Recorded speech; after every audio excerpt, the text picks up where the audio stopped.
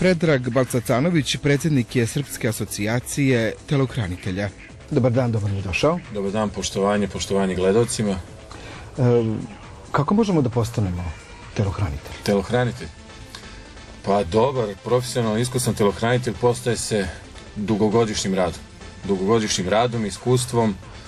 Mi smo u Srbiji prvi pokrenuli tu neku zvaničnu profesionalnu priču za osposobljavanje telohranitelja, za licenciranje samih telohranitelja. Posjedujemo licencu za rad u 33 zemlje u svetu. Školovanje traje sa nekim prekidima, računajući seminare, oko godinu dana. Znači, suprotno onim mišljenjima da je to da je za dobrog telohranitelja potreban samo dobar fizički izgled. Biti krupan, veliki, jak, sasvim je suprotno. Dobar telohranitelj treba da bude dobar operativac, dobar psiholog, dobar detektiv i pre svega neko sa velikim srcem, zato što je to u suštini posao gde svakoga trenutka možete da očekujete da date svoj život za život osobe koju čuvate. Vrlo nepredvidiv posao. Nepredvidiv. Izgleda sve ovako lako, a ni najmanje nije lako. Jeste, na filmovima to i na ulicama Srbije izgleda kao manekenski posao, ali nije.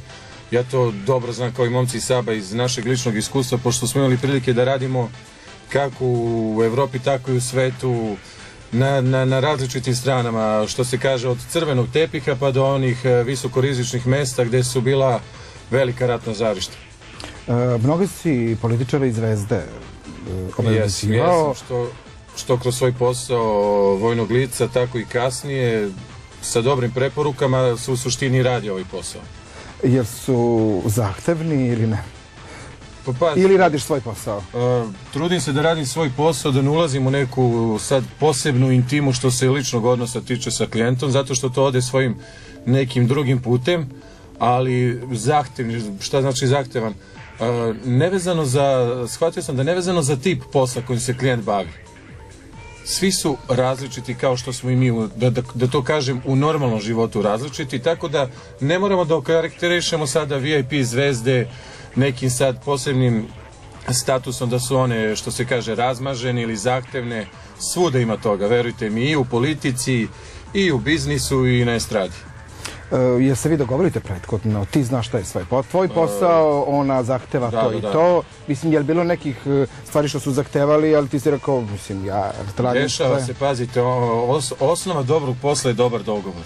Ono što je moje, što mi nudimo, ono što mi pružamo kao naša zaštita, i uvek treba normalno saslušati klijenta šta je ono što on očekuje u stvari od nas. Da vidimo da li možemo da uopšte odgovorimo o izazovima i potrebama samoga klijenta, ali desi su među vremenu svega toga. Zbližite se sa klijentom 24 sata, se sa nekim živite njegov život, a isto tako dođi do nekih konflikta gde klijent u među vremenu opusti se i smatra da ste vi tu da ponesete kofer, da donesete vodu, da izvedete decu u šetnju i tako dalje.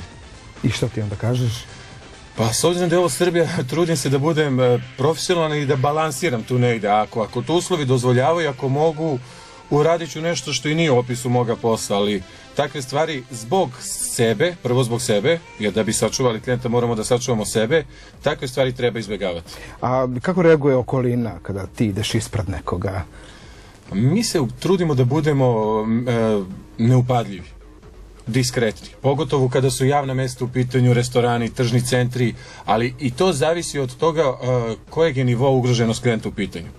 Ako je visoko ugrožena ličnost, ako preti opasnost po njegov život, normalno da telohranitelj ne može da šeta 500 metara od njega. Mora da bude tu na hvat ruke da bi mogao da odreaguje. Ima li razlike između muškog i ženskog, muške i ženske samoodbrane? Muška i ženska samoodbrana u suštini razlika je u psihologiji.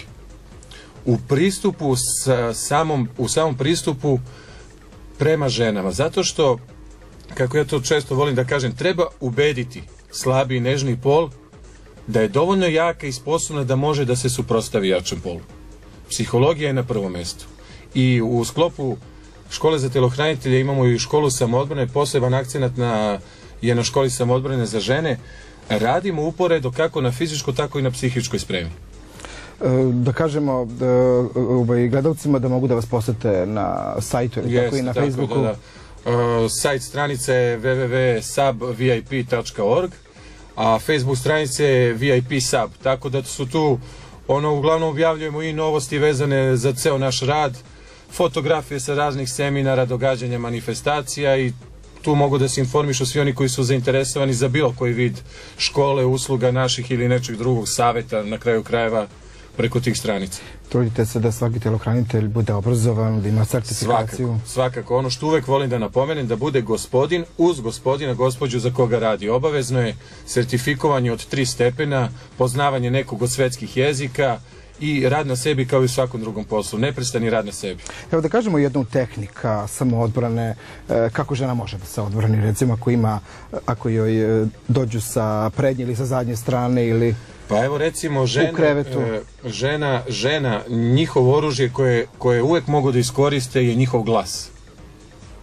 Vriska koja bi trenutno, znate i sami, kad ne očekujete, kad se desi nešto nenadano, znači vriska, onda najbolje oružje dama su njihovi prsti, nokti. I uvek napadati najosjetljivije dele na telu. To su genitalije, oči, nos, brada, ali je poenta da treba odreagovati trenutno. Organizuju se i seminari. Da, organizujemo stručne seminare u saradnji sa kolegama iz Evrope i sveta, u saradnji sa kolegama iz policije i vojske u Srbiji. Trudimo se da promovišemo na pravi način da se stvori jedna pozitivna slika vezana za naš posao u Srbiji i posećujemo često razne seminari i skupove po celoj Srbiji. Gde god nas pozovu, uvek se odazovemo pozivu. Vidjeli smo vas na Šunka Festu, ali gledamo te i na BN-u, u televiziji sa Goranom. U balkanskim prevarama, jeste. To je dosta popularizovalo samo moj posao.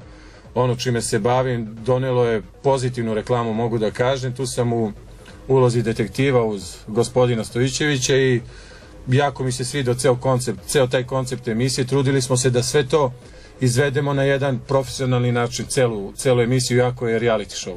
I zbog toga imaš malo više posla od tada ili? Pa moj posao u suštini nije vezan nešto za reklamu. Ovaj posao se dobija na preporuku.